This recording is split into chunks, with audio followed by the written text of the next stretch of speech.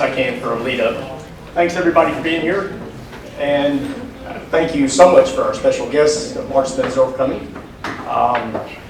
I guess the first thing I want to say is that if you ever want to load up a room full of people, tell them that guy's speaking. So thanks, Bill, for what you're doing for all of us today. By way of an introduction or the background, Bill is the chairman of our Chamber of Commerce's Chairman's Circle. Okay. And the group is 230 people now, I think, Bill? Okay. A lot of leaders in our town who devote their financial and personal time to the betterment of our city. It's a very wonderful, very notable group of folks. And to sort of give you a scale of what they're about, and correct me if I'm wrong in this, Bill, the collective initiation, so to speak, join is about a $5.7 million contribution to the chamber. That's what it adds up to. So it's a pretty notable group that makes this great contribution to the city and the chamber. And the circle is really what I call the engine, the motor that drives the chamber. Okay? And at the head of that is Bill, who's our chairman, outgoing now, but obviously he's still tailing all this effort into 2025, and we're very happy for that. Bill has been on a terrific tear for a year plus to get forward this message, change the narrative about Memphis and all of the wonderful things going on here. So with that, Bill, please take to the podium. Thank you. So before I get started with this presentation, I want to talk to y'all as what I consider the tip of the sword. I have given this presentation to thousands of people in Memphis, and the chamber asked me to serve in this role, and I started in last February, so I roll off in a couple of weeks. And October, November, I'm like, what is important to our city? What do y'all think is missing? Because it bothered the hell out of me. My wife, I'm up at 3 or 4 in the morning thinking about this. And I'm a 6th generation Memphian. I'm an oddball. There are not many of those in Memphis. And I kept waking up saying that. Why Memphis? And I look at what your business is as the tip of the sword. The tip of the sword is you talk to every Memphian in the real estate business. You talk to every Memphian who wants to be a Memphian who comes here. But when Jimmy asked me to do this, I said, Jimmy, the impact I'm having isn't necessarily with your people, but it's their spouses also. And here's why I say that, spouses, children, and everything else. Because if you at home at the dining room table are not talking positive about Memphis to your children, guess who you're infecting? If you don't want them to come back to Memphis, keep talking negative and tell them all the bad stuff, because you're not doing yourself a service, you're not doing the city a service, and oh, by the way, you're not doing your job a service. I talked to the West Tennessee home builders, and I'm not going to put you on the spot yet, but when I talked to the West Tennessee Home Builders Association, I said, raise your hand if you live in Memphis, half the crowd. Raise your hand if you live in Germantown, Piperton, Collierville, Olive Branch, Millington, Bartlett. The rest of the hands went up. I said, no, let me ask you a question. There's not a lot of land in Memphis to sell houses, so you're building outside the city. How many of you honestly raise your hand if you said this is probably a better place to live because of crime in Memphis? And I said, come on, be honest. And of course, and a couple of hands, I said, the rest of y'all are not telling the truth. But I said to them this, you can talk about Millington, Arlington, Bartlett, and all the good things, but they don't fly out of the Millington International Airport. They don't go to the Brooks Museum in Olive Branch. Okay, they don't go to the Grizzlies games in Piperton. They go in Memphis. And so we're all one as a regional area, and I'm going to talk about regionalism and how important that is as we continue to grow as a city, because I think we're on the cusp of something incredibly special for our city, but we have got to talk about the narrative. So let me get started with this so y'all can take a look. All right, there we go. All right, let me give you my chamber stuff first. So 2024, we're coming out of the year there. This is what happened at the chamber. Notice it doesn't include XAI because we've been asked to keep those numbers out, but I can talk to you about them. We had 10 project announcements, 3,400 jobs, $2.2 billion in capital investment, okay? Panther Chemicals, Anon, I'm going to talk about Amplify. That's really a good run. What's missing in that number, and I'm going to talk about it in a minute, is XAI. I duck hunted this morning with Brent Mayo, and they have finished the second data center. That's a $12 billion investment in our city. $12 billion in our city. I'm going to talk about the tax implications of that in a minute. So let's talk about what's ahead of us. So when you're in economic development as a chamber, we're working hard, and we are competing right now for 34 projects. We will not win 100% of that, okay? We won 20%, we'd be happy. But that represents another 4,400 jobs, $9 billion in CapEx potential coming to Memphis. And this pipeline turns over all the time. Somebody comes to Memphis, somebody else goes out, somebody else comes in the pipeline, but they come through our chamber on this. So let's talk about what you sell every day, and let's talk about what you don't know every day, because I don't think we're doing a good enough job as a city communicating with ourselves and creating that common narrative. And if you're going to deal with 3513 and 24, everybody loses. And I'm working on a deal with some advertising folks to try to figure out how we consolidate and be more positive as one and have one story. And I raised the 3513 to this individual. He said, let me tell you something. Kids 16 to 26 get 70% of their news off TikTok. They don't watch TV. That astounded me. That means I'm old, right? So this is what other people are saying. All right, Wall Street Journal. U.S. cities with the most cutting tech edge jobs, cutting edge tech jobs, we're number 4 in momentum. The Washington Post. America's big tech cities are thriving, not dying. Memphis, Tennessee, 40% growth in digital service. Anybody willing to tell me who the biggest technology company in Memphis is? A guy created a term called the digital delta. You're going to hear more and more about that. The digital delta term was created by a man who runs the biggest technology in the company in Memphis that happens to deliver packages. FedEx is a technology company. You think about what they do every day and how they do it. So big tech cities are thriving, not dying. We've had about a 5.5% increase, and we're waiting on the 24 numbers. I think that number is going to go up. So here's one, the New York Times. U.S. cities easiest for Gen Z, that's not me, to buy a home, number 5. I think this is changing because I think property prices in Memphis are starting to elevate as all this good comes to our city. So this just came out. It's a little bit of an eye chart. Maybe you can see it. So Memphis won the bronze of Best Business Facilities magazine because we landed XAI. And this is before the next announcement we just heard from XAI. The most important one is right down here. The best headquarter cities in America, we're ranked number 9, tied with Phoenix and San Diego. Take it as a win and start selling that. So let's talk about the four that I like to talk about that I can't claim, we can claim, the city can claim.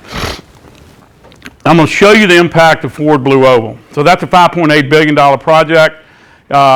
It's grown with the co-locators to 7,000 jobs. It started out at, 5.6 billion. It's probably over 10 billion of they delayed. If you've ever built a house on time, you know it never happens. Neither does it on a $10 billion project. You go out to Stanton, you see what's going on. It is mind-blowing. It is the largest automobile manufacturing project ever built in this country. They're betting their future on Tennessee, West Tennessee, and they will probably close older stuffs over time. The interesting thing when you go out there, and I've toured it, and it does blow your mind, they're going to produce a truck every 52 seconds. It blows your mind they're going to produce a truck every 52 seconds. They can double the size of their whole infrastructure site from 30 million square feet to 60 million square feet and never miss a beat. And they're designing everything to handle that. This one was announced last February in Marshall County, just across south of Collierville. Amplify Cell Technologies is the name of the company. It's a tri-venture between Cummins, Daimler Truck, Mercedes, and PACCAR, a large truck manufacturing company. This is not a truck manufacturing facility. It is a truck battery manufacturing facility. That's $3 billion, 3,000 jobs, average salary plus 70,000. That's good for the real estate business in Memphis and North Mississippi. XAI, let me skip that one because I've got a separate slide on that. This is a really interesting one.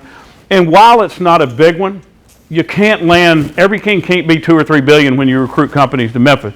What's interesting about Panther RX, there's 7,000 rare diseases on the globe, and they're only pharmaceuticals for about 3,000 of 7,000. They still don't have medicine to treat the other ones. This company is that company that ships those rare pharmaceuticals. They came to Memphis in Collierville, about 120,000 square feet, but it's 150 jobs, and they're all six-figure jobs. Okay, that's what's important. Why'd they come to Memphis? What do you have to do with pharmaceuticals to get them all around the world? Ship them on FedEx. So that's the bleed effects for FedEx. So let's talk about XAI for a second. What I can tell you about this is I wrote a closing letter, and the chamber called me off. I said, I'm getting a lot of calls from Silicon Valley around the world going, what the hell is going on in Memphis? They said, can't we just say what the heck? And I said, no, we got to say what the hell. Okay, it sounds better. So we're going to talk about the aquifer in a minute. We sit on the greatest aquifer on earth. Memphis, Tennessee sits on the greatest aquifer on earth, and we have to protect it. When XAI came to town, they asked the city, what are you doing about a gray water facility to treat for businesses? The city said, we're studying it.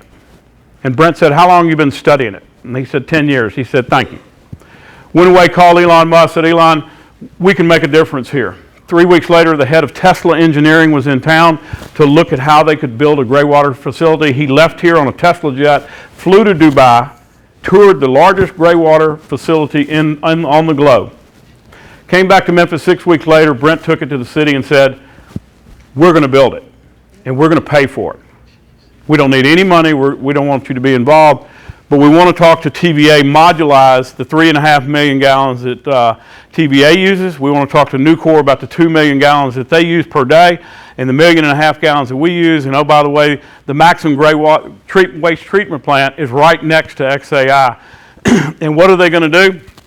They're going to build the largest ceramic membrane bioreactor wastewater recycling facility in Memphis, over $100 million. It will save 4.3 billion gallons of water per year coming out of our aquifer. For free. And when it's completed, he's going to give it to the city. And they'll probably screw it up. So, they've been working with TVA. I'm going to talk about that to power this. They are the... TVA and MLG&W will tell you there's no one on earth that has been more precise with the engineering calculations on electricity loads coming forward and back. The Tesla battery packs, which are 20-foot container equivalents, are all over that site. And when the city gets short of power and they're storing all those power in the batteries, they'll not sell it back to the city. They will swap it back to the city for the same price that they got it from the city. So it actually helps our grid out. $12 billion, largest investment in Memphis history. Stay tuned because the number is probably going to go up by another $60 billion. That's $72 billion. You and I talked about this earlier. I can't tell you the number because I'm still confused. NVIDIA chips. He started out with 100,000. He built that in 4 months. Jensen Huang of NVIDIA said, can't be done on Earth. Elon and his team did it in 4 months. Brent Mayo at the chairman's lunch said, you know what? He said this in front of all of us. We stood this plant in 4 months and 80% of the workforce was local. 80%. NVIDIA, Dell, SMC, all those companies said it couldn't be done with local workforce. We got it done. Okay, that is incredible. What's interesting here is everybody knows that our taxes are going up. March 15th, the city is going to be in a state of shock. Paul Young raised taxes, had to raise taxes. Everybody's going to be mad and pissed off at Paul March 15th. When you look at a computer chip, it's not like a warehouse. I've been in warehousing business, get a 40-year depreciation, and it's gone. A NVIDIA chip lasts 5 years. So just take $12 billion. That $12 billion on property, plant, and equipment tax, 55% goes to the county, 55% goes to the county, 45% goes to the city. It's reoccurring tax revenue every 5 years that never goes away. And so when I gave my pea-brain number to Brent Mayo last night about what I thought the number was going to be, he goes, you're so wrong you can't see straight. I can tell you I'm so wrong you can't believe how good it is. On a $1.3 billion city budget, get ready, because I think our city's on the cusp of something we've never seen before. From a tax revenue standpoint, it'll be the fastest growing city in America, in my opinion. Don't hold me to it. If I'm not right, I'm full of shit. But I'm telling you, our schools, our hospitals, our jail, these are things that we got to invest in, especially education. It's all happening right here. It's all happening right here. 100% of Musk's companies. Every drop of data coming out of a Tesla car global pulls up to a stoplight, all the computers are working, where's it go? Memphis, Tennessee. Every satellite in Starlink going around the globe, every drop of data is going where? Memphis, Tennessee. Every SpaceX rocket that's launched, all the data is coming to Memphis, Tennessee. Twitter, X, all of it's coming to Memphis, Tennessee. The Boring Company, Memphis, Tennessee. Pretty funny, I will say this. I said, Brent, you're on the Doji committee with Elon to cut government fat. I said, why don't you just ask Grok how to cut $3 trillion out of the federal budget? He picked his phone out and he said, well, let's ask Grok. Last night at dinner, we're having a drink. I'm going, shit. Grok, how do we cut $3 billion out of the federal budget? In 30 seconds, he got a narrative he started reading. Get on Grok. Grok 3 is coming out. Type that in and see what you get out. It's scary what these AIs can do in a very, very positive way. All right. Notice this slide's back. Let's get this over with before I get going. So, Memphis Shelby County Schools. Personally, I think this is a great narrative. 90% of the kids in our city schools have passing conduct grades. 10% don't. Who do you hear about? You don't hear about the 90%. You hear about the damn 10%. But 90% are doing the damn job. Chairman Circle Public Safety Committee. At that, Jimmy's been to some of them. We've had C.J. Davis. We've had Floyd Bonner. We've had Steve Mulroy. We've had Sugarman from Juvenile Court. We've had the judicial commissioners. Everything in law enforcement has been to see us. C.J. sat down at the first one, and she said, I want to start by telling you that the Memphis Police Department knows that 20% of the, knows who the 20% of the criminals are creating 80% of the crime. And I'm chairing the meeting. I said, you know, CJ, I'm dyslexic. You got to probably say that again. I'm not sure I understood that. Because it's a boggling statistic that we got 20%. And in my mind, when I tried to extrapolate how many people that are, that's no more than 500 people in our city. And they're screwing the narrative up for us. And we got to do something about that. There's nobody in this room that's going to disagree with that because it's so true. And especially when we are 1.33 million people metro. I'm going to show you that in a second. 1.33 million. And everything you do every day is to hope and pray you're showing a house and the damn question doesn't come out, right? If that damn question comes out, it's 500 people. What are we doing to take those 500 people out? Not literally, but literally. Because some of them are not bad people, and you know, socio, now all that stuff. We got to give them jobs. We got to train them. We got to do some things to help them be better people. So let's talk about this. This is what you need to sell. You know, you're the tip of the sword. Okay, you don't want to sell a house and talk about the crime narrative and let that rule the day. Because guess what? Those 500 are winning, and we're losing. And that's where, you know, it starts at that dinner table. It starts at a dinner. It starts with your friends. You know, Jimmy, you can have this presentation. Give it to your family, give it to your friends, give it to your church. Ask me to come talk to them, because until we start believing in ourselves, we fail. And we're not going to let that happen. So let's talk about success. So this is 24. I know you all have seen this right here. Crime last year was total crime, everything that's measured. And we don't lie. A lot of cities do lie, and Memphis does not lie. So we're down 13%. Good number up there. Homicides, murders down 30%. That's a major move. It's every city after COVID, every city in America had too much crime. Just a fact of life. Kids out of school, juvenile crime goes crazy around not only here but around the world. And so now things are starting to come back to whatever the new normal is going to be. I know everybody's pissed off about motor vehicle thefts. I would be too, but we're down 39%. Guess where, as measured in these statistics, guess where the safest part of Memphis is? Anybody willing to take a guess? Downtown. Downtown is making a big difference. I was in a meeting with Mayor Young and C.J. Davis about the downtown initiative. We're going to the state. As a city, we're going to ask for about $170 million for downtown. Working on repurposing Beale Street. Give it to the Grizzlies, by God. Let them repurpose it and have a real entertainment district around our sports facility. But while you're doing that, streetscape it. Make it safe. A real-time crime center with all of the, the blue cameras in everybody's parking lot. That's not what they're putting downtown. They're putting AI-generated crime cameras. And when I'm sitting there looking at this and the tech guy goes, we're looking for a red car downtown.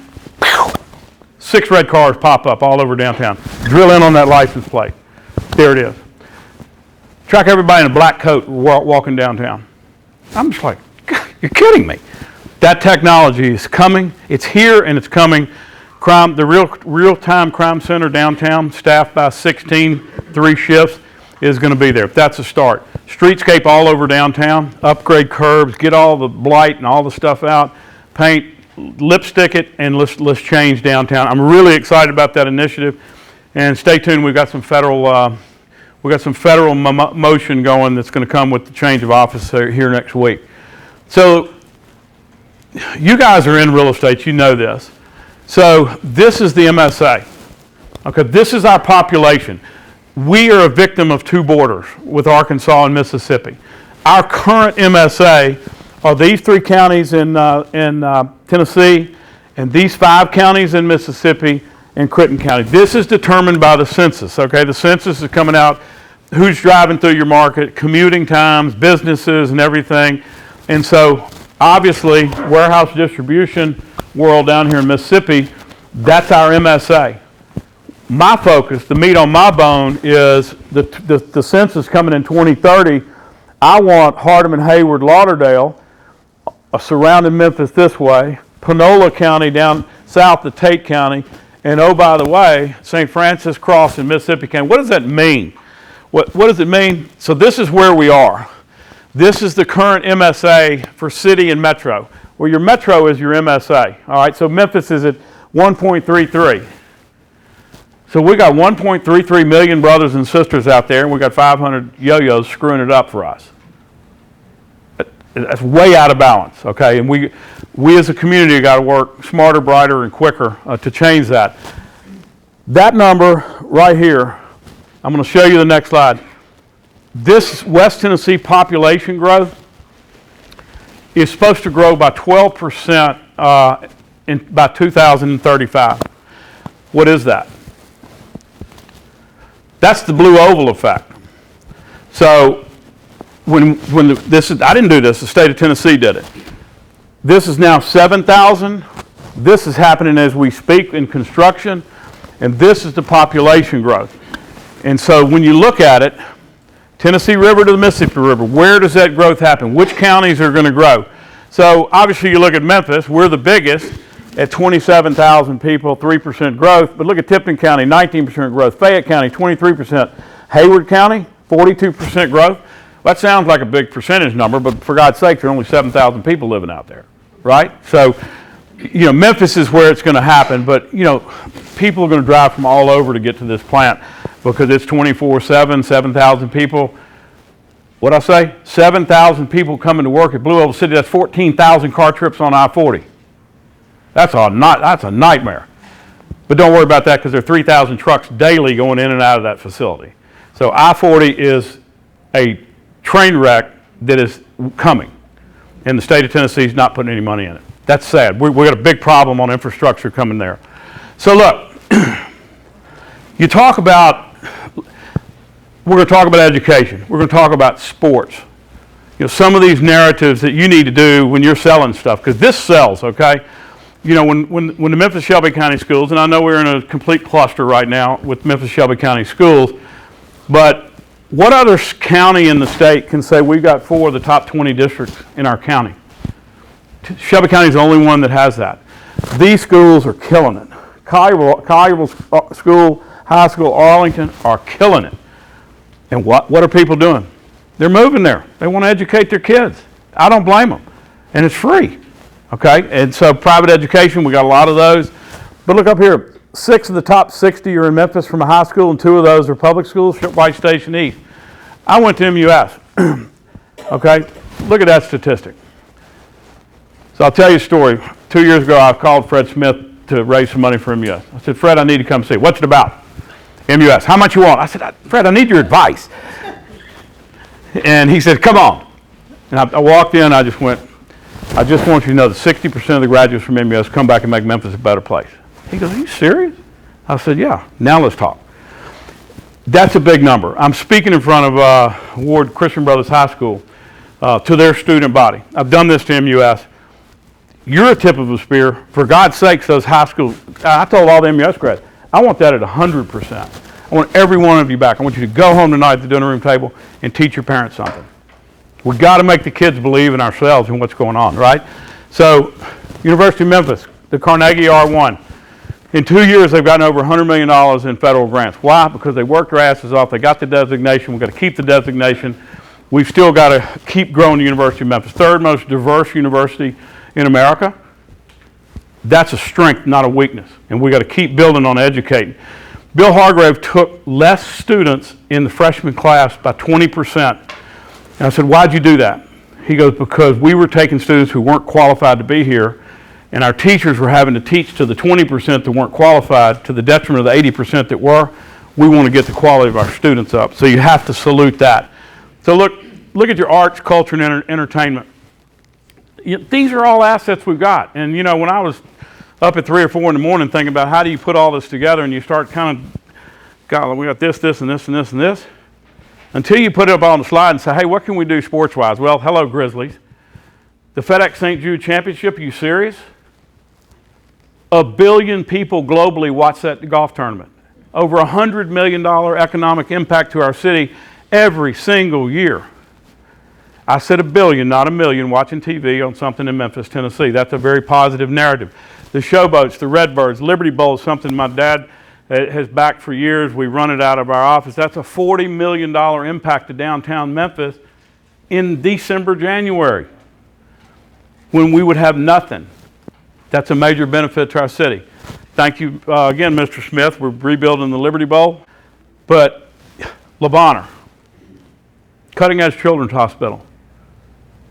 If you got a family coming to Memphis and you tell them we're in the top 10, we just spent $100 million on a pediatric heart unit at LeBonner, there are only 10 of those in America doing what they do. It is a hub for pediatric cardiology. What a great asset for our city. You look at Regional 1. You know, I'm on the board of Baptist. I had to go down to Regional 1 because I was really interested. And I sat down with Reg Coopwood. I said, tell me what you're doing. And I've told Baptist, there's no competition taking care of people. There's no competition in healthcare. You tell them that, they don't believe you, but that's just what it is. But Reg said that they're going to build, they want to invest. The county has committed $500 million on a $1.2 billion project to rebuild the med. 10-year project. In conjunction with that, UT Med School is proposing $400 million to repurpose, rebuild the med school. Add those numbers up and you're just under $2 billion of investment in medical for Memphis in the middle of the city. Teaching hospital and med school, and guess what you get? Last year, $1 billion came to the state of Tennessee from the federal government to teaching hospitals. Vanderbilt got $500 million. How much did Memphis get? We weren't connected to a hospital. Those dollars are sitting on the floor for us to build and pick up in the next 10 years. Be excited about that. Okay. No place on the globe could ever imagine what Danny Thomas built in Memphis, Tennessee. 2 towers going up. Another tower announced, 2 15s and a 16 or 17 going up. $2 billion worth of construction in Memphis. Changing the skyline when you come across the bridge now. Those people are what you want to sell houses for. They're coming to Memphis. But we can't let the 500 people screw it up. Somebody told me about a doctor who didn't want to come because of crime. It's how you sell it, right? And so, you know, people are concerned about it, but if that's the only thing people want to talk about Memphis, the 1.33 million are doing a shitty job, excuse my French.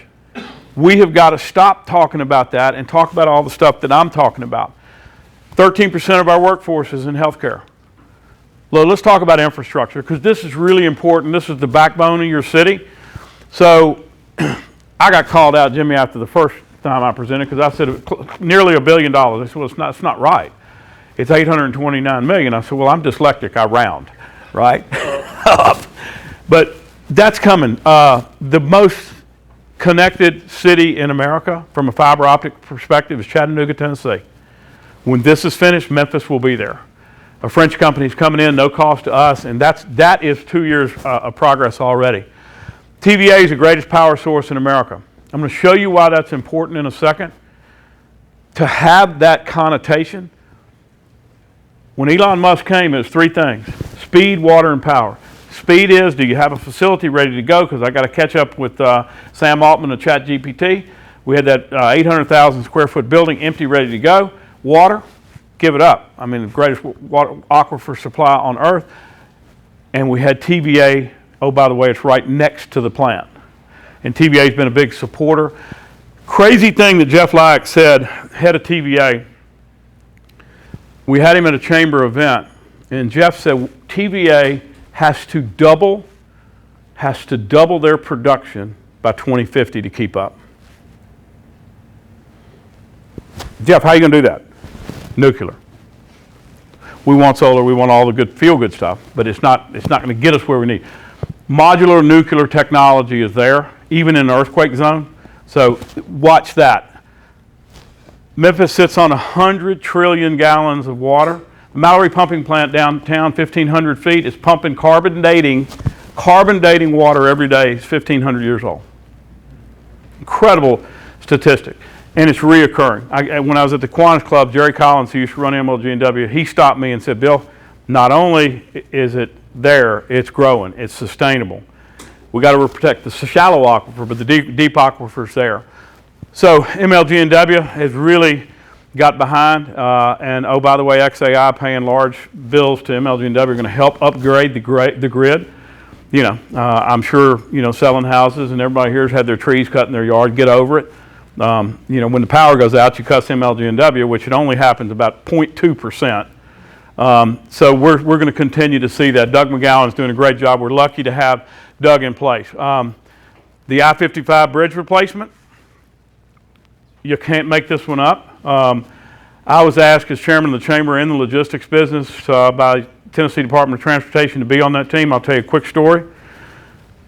I got involved. We submitted to Biden's infrastructure plan. TDOT did a terrible job. I called the commissioner of TDOT, and I was pretty blunt. I said, my dad would have kicked my ass with that report card. I said, we don't have time.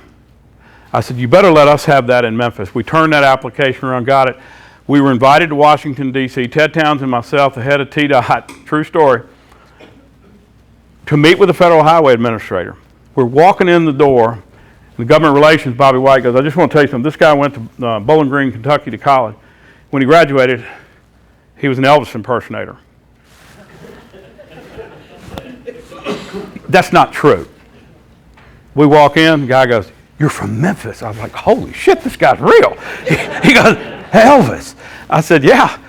And I ended the meeting, and he looked out and said, Commissioner, Administrator, I have one more point. He looked at me, what's that? I said, Elvis is for this bridge. He called 3 months later, TDOT, and said, I'm coming on a site visit. Butch Ely called me and said, he's coming. I said, Butch, we got this. We took him off the plane at the gate. We got him in a car, drove him straight to Graceland. Governor Lee and his wife were waiting. Took him through Graceland, walked into the big hotel there is, the guest house, had 40 people around round table, ate lunch, got in the car, went down, walked across the old bridge, and it was doing this, like about to fall in the river. It spoke volumes. Took him off the bridge, going back to the airport. Let us just run down Riverside Drive real quick and look at the other bridge. And you know, this is a new $120 million park we just built. Oh, this is the $200 million art museum. This is the new bridge. This is $2 billion with that St. Jude's building. We'll go up Danny Thomas. Let's just stop in this little place called Sun Studio where Elvis recorded. We'll get 30 minutes there and drop you at the airport and ask you if you had any questions about Memphis. We got a $1 billion bridge. Thank you, Steve Cohen, for that. I'm going to show you a picture of it in a minute because it's a showstopper to get that. The majority of truck traffic, so I-40 is the third most traffic corridor in America. Majority of the trucks come across the old bridge because of the distribution down in North Mississippi. So we really, really needed a new bridge. So here's your airport. You know, $3 billion in the not too distant past and in the future. We're about to start on the front of the terminal. Bring somebody to Memphis and say, we run 8.5 billion pounds of cargo through our airport. It's staggering. One I always have fun with, FedEx ships 45,000 hips, knees, and shoulder implants per night. The pharmaceuticals, the volumes, everything's in Memphis because of FedEx, and I'm going to show you why in a minute. We grew in 23. I don't have 24. The new airport interchange is coming. Thank you, FedEx. We can move freight in and out of that airport better. So this is what our new bridge is going to look like. I'm so happy the Corps of Engineers interjected this plan. They had 3 of those big towers, but the Corps said, no, navigation on the river. So what did it mean? We got 2 towers, and the 2 towers are going to be infinitely higher than the 3 towers to support it.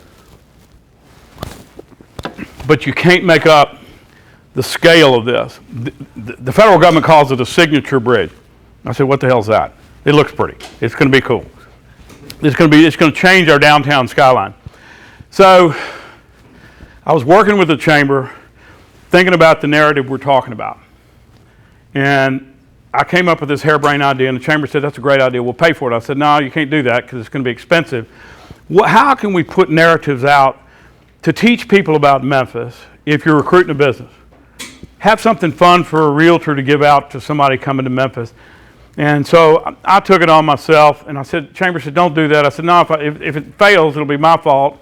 If it's successful, y'all take the credit. So watch this, if you will.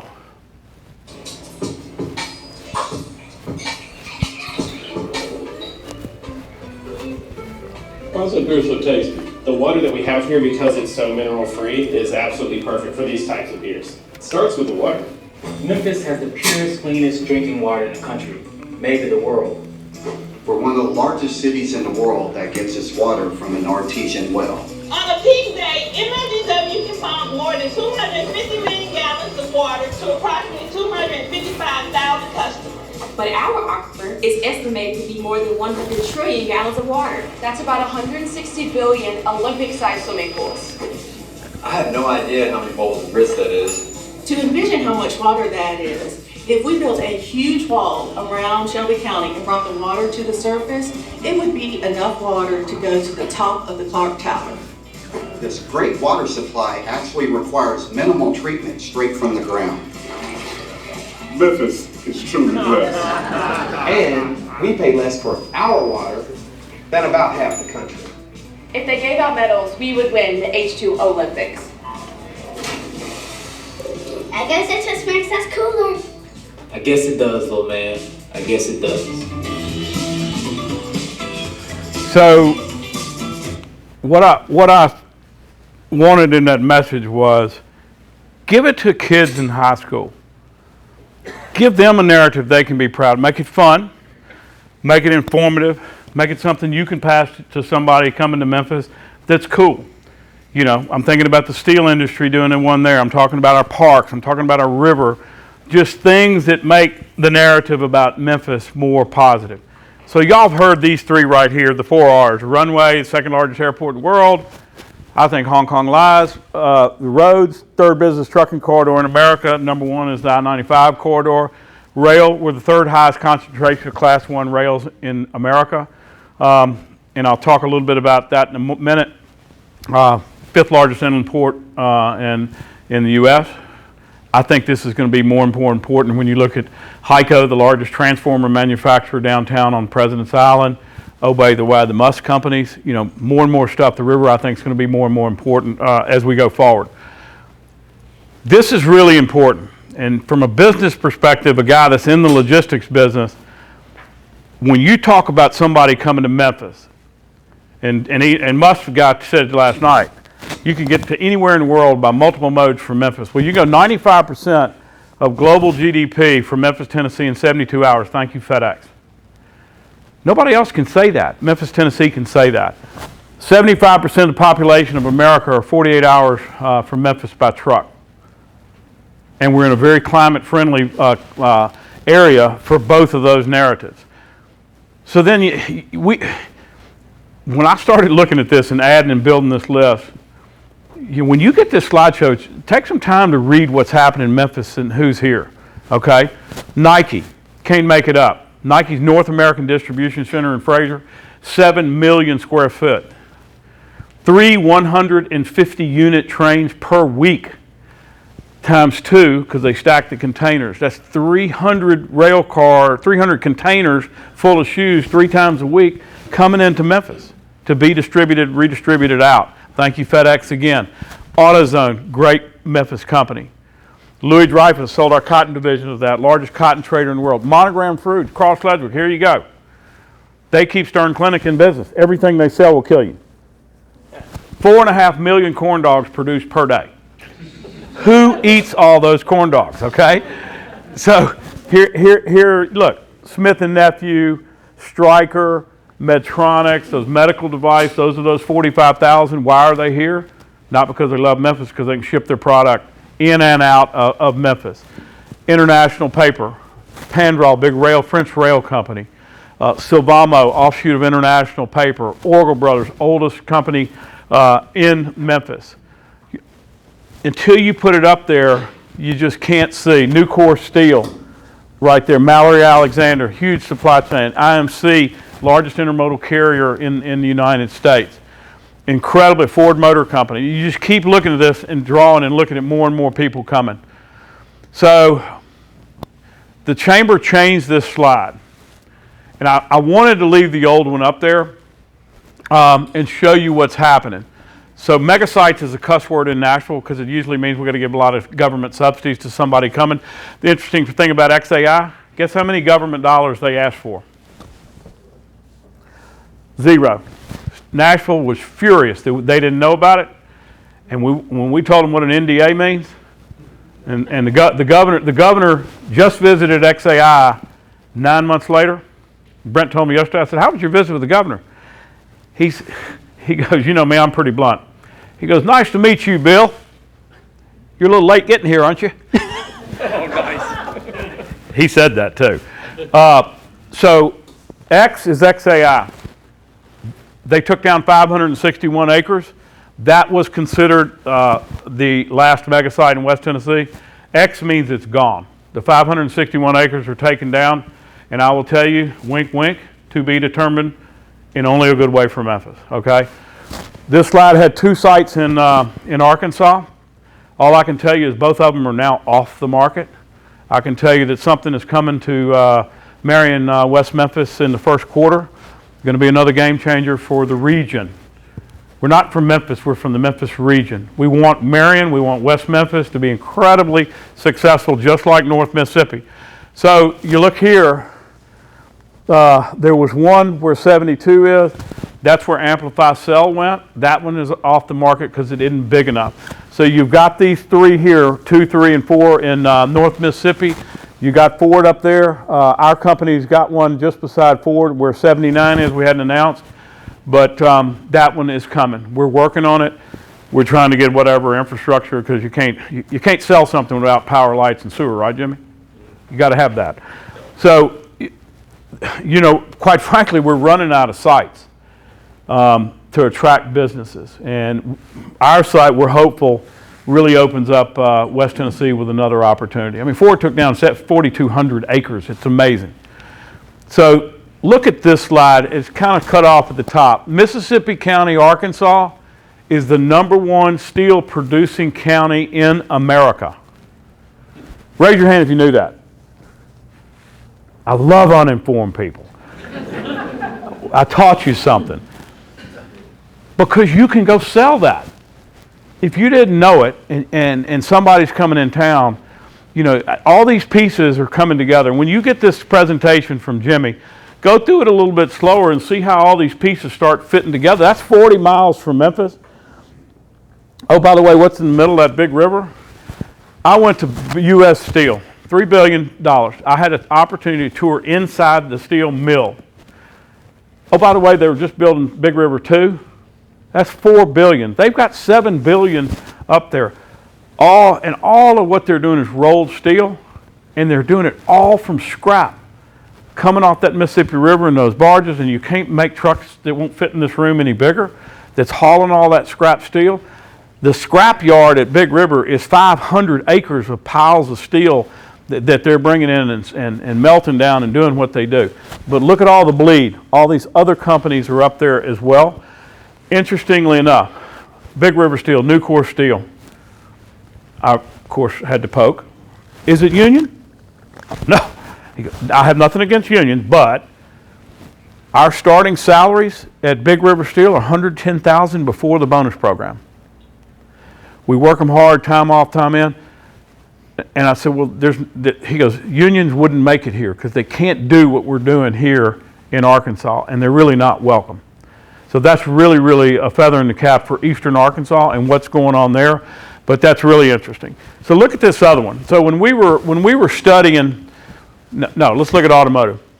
So I did this for the Port of Savannah because they were sniffing around Memphis. And I wanted to look at what's going on in automotive in the Southeast, because you've had this enormous, in the last 25 years, this enormous migration of companies in the automotive space to the southeastern part of the United States. And oh, by the way, it looks like everybody else wants to be in the southeastern part of the United States, which we welcome. It sells houses in Memphis.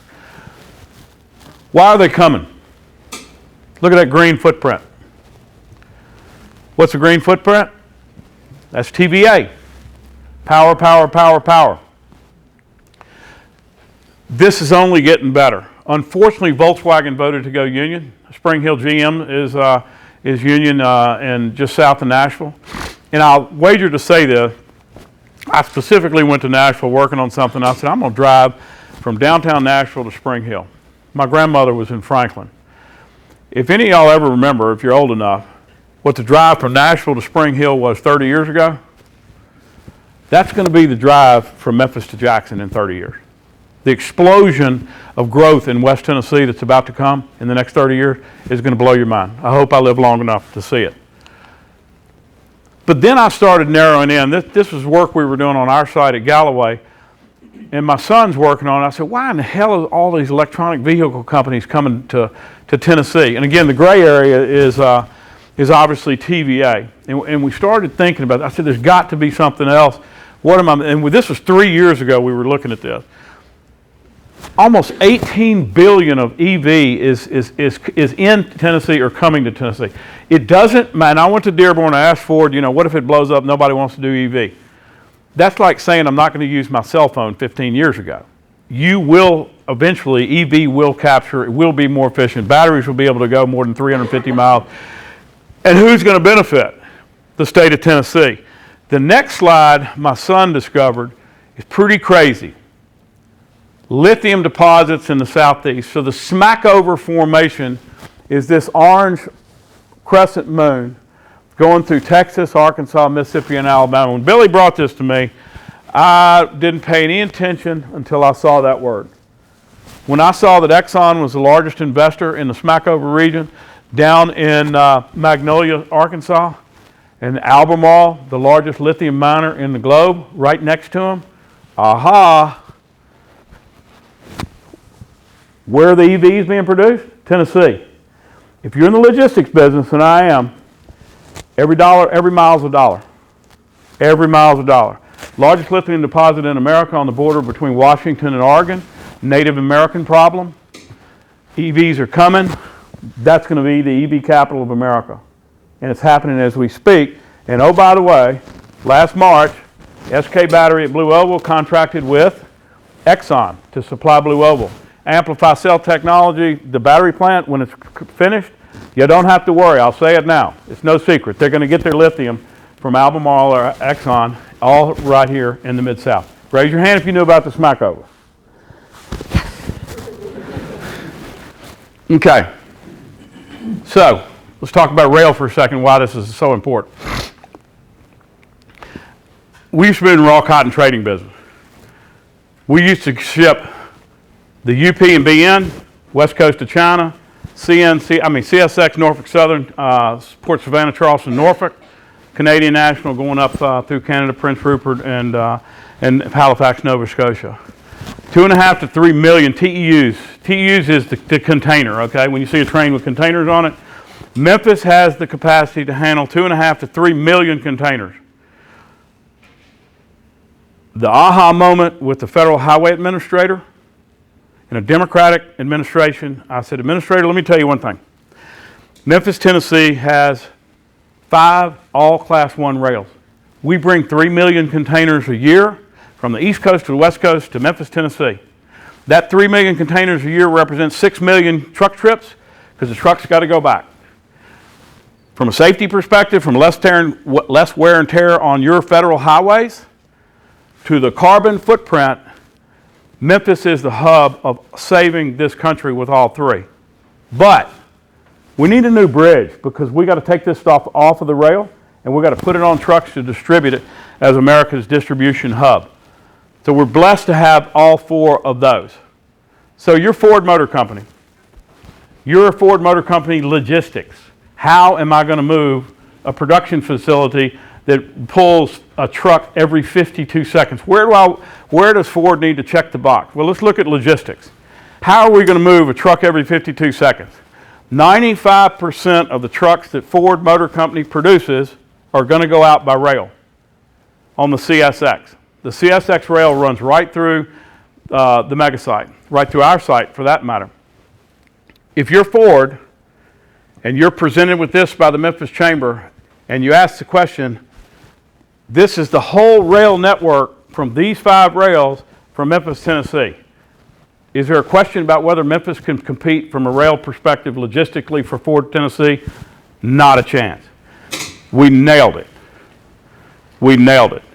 So that's really exciting slide for Memphis. I'm in that business. Every time I look at that, or every time we ship, or every time we have to create a solution or bring Nike shoes in, or Milwaukee Tools down at Olive Branch, 5 million square feet, Memphis is truly America's distribution hub. That's something you need to talk about. FedEx pilots, hello, they buy houses, right? So in closing, this is what you need to do.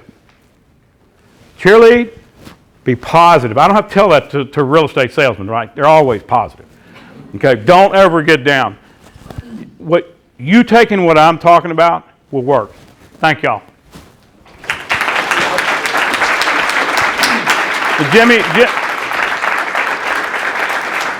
Jimmy wanted me to, if y'all want to ask some questions, I'm happy to continue.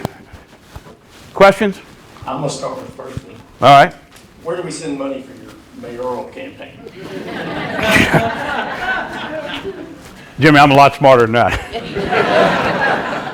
Look. Y'all don't be bashful. I should have said No, I'll tell you, I've had the time of my life serving the chamber. I introduce myself in most conversations. I'm the highest unpaid employee for the chamber, and I'm ready to stop.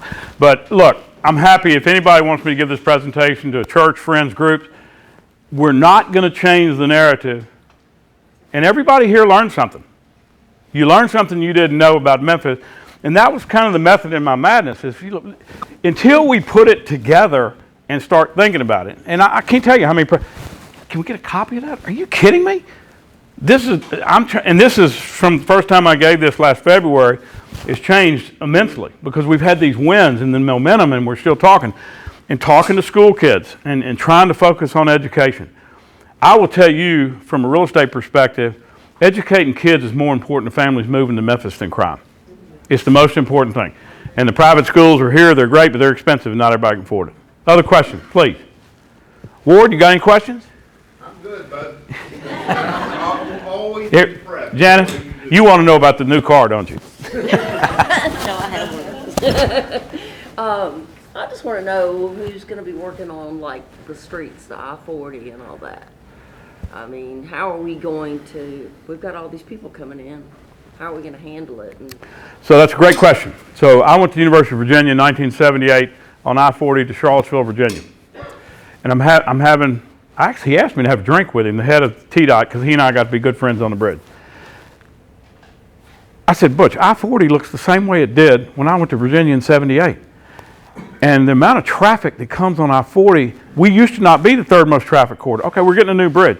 I said, you don't understand that we're focused on 20,000 additional trips, car and truck, into Blue Oval, starting really in 28, 29. TDOT comes out with their master road plan. They have a 10-year plan.